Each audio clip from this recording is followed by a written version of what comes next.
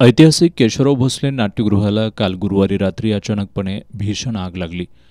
या दुर्घटनेनंतर काँग्रेसचे विधान परिषदेतील गटनेते आमदार सतेज पाटील यांनी देखील चिंता व्यक्त केली होती।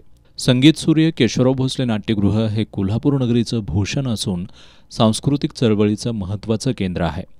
त्यामुळे ही वास्तू पुन्हा नव्यानं उभारण्यासाठी सर्वांनी एकत्र येण्याची गरज आहे।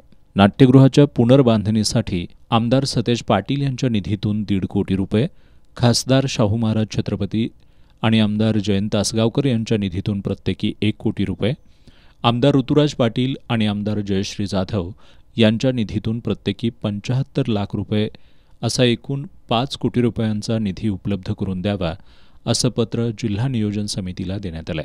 आमदार सतेज पाटील यांनी ही माहिती दिली।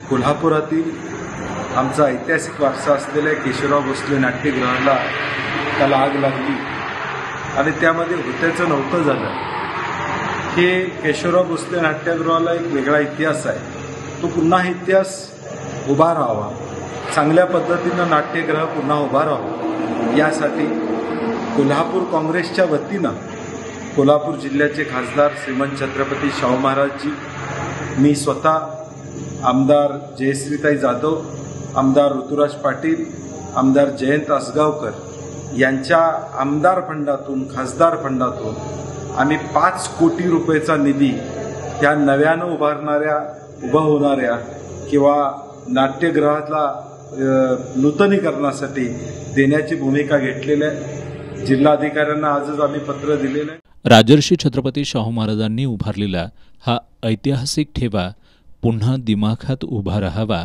यासाठी आमचे सर्वतोपरी प्रयत्न राहतील असं आमदार सतेज पाटील यांनी म्हटलंय। मराठी चित्रपट, संगीत आणि नाट्यसृष्टीत योगदान देणारे अनेक ख्यातनाम कलाकार या नाट्यगृहातून घडलेत।